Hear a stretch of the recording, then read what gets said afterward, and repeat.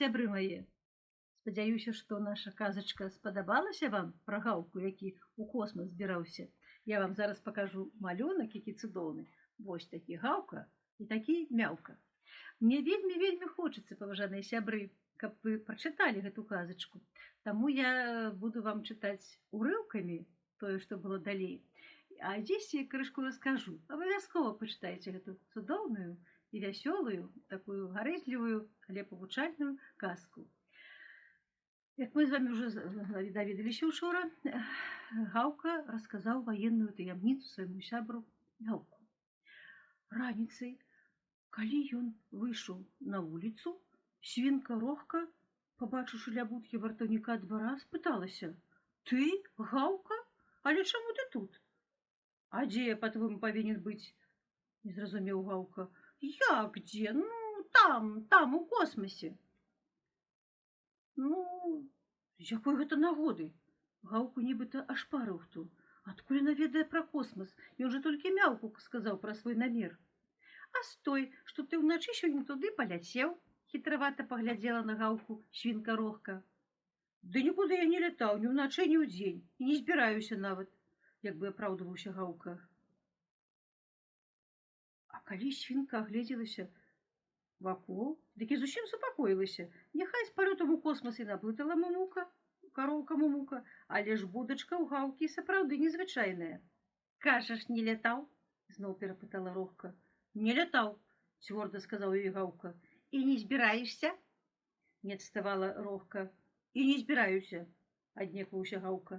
«Ад чаго гэта ў цябе будачка з прапелерам?» «А гэта збянтэжаны Гаўка не ведаў, што і сказаць.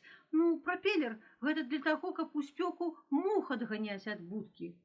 «Мух, кажаш? Ну, няхай будзе па-твойму», пагадзілася Рохка. «Толькі ведай, калі што і надумаеш ад мяне, Рохкі, нічога не ўтоіш. Зразумеў, Гаўка?» «Разумею, Рохка», кіўнуў галавой той. А што на самой справе здарылася, я вам крышку раскажу, паважаныя сябры. Справа ў тым, што калі Мяўка бегаў вакол двара і бачыў, агледзеў тэрыторыю, ці хто іх не падслухоўвае, замест таго кукарэкі глухога там была курыца Кудахка. Яна проста надзела яго прыгожы каптурок чырвоны, і Мяўка падумаў, што гэта быў глухі певень кукарэка. А ў гэты час ноччу Кудахка курыца, якая сядзела на насесце, усё распавяла сваім сябрам, курыцам і, канешне, петушку кукарэку. А гэта ўсё пачула карова Мумука і ў сваю чаргу расказала свінцы Рохцы. А Гаўка ж пра гэта не ведаў. І вось якая непрыемная адбылася паміж ім і Мяўкам гутарка. Назолку Мяўка, выйшаўшы з хаты, як звычайна, павітаўся са сваім сябрам Гаўкам. Але той чамусьці не адказаў, нават адвярнуўся. «Чаго ты з сябрам не вітаешся?» спытаў нічога не разумеючы Мяўка. «Да ніякі ты мне не сябра», буркнуў Гаўка. «Чаму гэта?» разгубіўся Мяўка. «Учора яшчэ быў сябрам, а сёння ўжо не». «І учора я дарэмна табе даверыўся», сказаў, як атрэзаў Гаўка, «а яшчэ клятву даваў. Клянуся сваім каціным носам, 2 вачыма, 2 вушамі, 4 лапамі, 1 хвастом», перакрывіў Мяўку.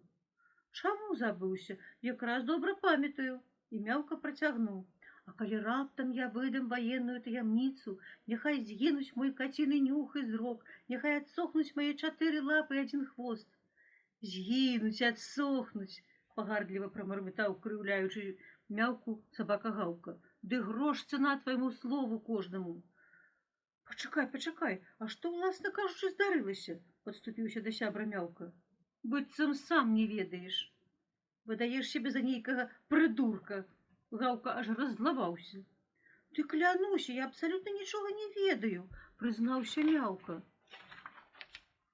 «Ведаем мы твае клятвы. Досыць, 1 раз ужо чулі. Не пазней, як учора. Во яны ў мяне дзе». І Гаўка паказаў на горла. «Твае клятвы сядзяць». «Да не кіпяціся ты так дарэмна, Гаўка. Скажы толкам, што тут да чаго?» Сгорал от нетерпения Мялка. Толком хочешь? Злостно зіркнув на Мялку собака Галка. Тады слухай, бо калі толком, то выдаў ты нашу военную таямніцу, не стрымаў свайго слова, не умеешь хранить таямніцы. Что? Збянтэжыўся Мялка. А тое, што чуеш, адрэзаў Галка. Да я твой лоб помацаю, потягнул у бок Галки лапу Мялка. Может, у тебе часом температура подскочила, что чалпеш, а вы что, по клену сводишь до сумленного кота? Не докранаешься до меня своей здрадливой котиной лапой, отмахнулся Галка. Тьфу, брыдка нават. Але ж я ни в чем не виноваты, потиснул плечима Мялка. А хто тады, по-твойму, выдаў военную таямніцу? Я, выходзіць, тыцнуў сабе лапаю грудзі Галка. Я такого не казаў, замытляў головой Мялка. Тады хто, калі не я? Нехто трэці? Не мог даўмецца Галка. Але ж ніхто, апроч нас з табой, нічога не ведаў пра нашы касмічныя планы. Ні пра будкалёт, ні пра мае намеры ляцець да планеты Сабаканарыі. А ты подумай, мужик адным словцам кому сказаў. Ни словом, ни паўсловам нікому, тут і думаць не трэба. А вось ты, і я нікому, чэсная каціная. Мялка аж ногою прытупнуў. І рохцы нічога не казаў. Я нават не бачу яе са ўчарашняга дня. І раптам Мялка змесіў, як з хлева выйшла кудахка. На ёй быў каптан Кукарэкі. Мялка аж рот разявіў. Гаўка, здаецца, я нешта пачынаю разумець. Ты зірні, як апранута кудахка, показаў ён бок хлява. Прычым тут адзенне, паціснуў плячыма Гаўка. А прытым, то ж не глухі Кукарэка ляжаў тады пад плотам, а кудахка ў яго каптане. Вось яна і чула ўсё, што ты казаў мне пра палёт у космас, а далей яна на курасадні апавяла ўсё Кукарэку, іх размову паслухала Мумука, якая ў сваю чаргу падзялілася навіной з Рохкай. Вось так і адкрылася наша з табой таямніца, падагульніў Мялка. Здаецца, мне ўсё зразумела, згадзіўся сябравымі высновамі Гаўка. І што цяпер будзе? Збянтэжыўся Мялка. Тое ж самае, Мялка.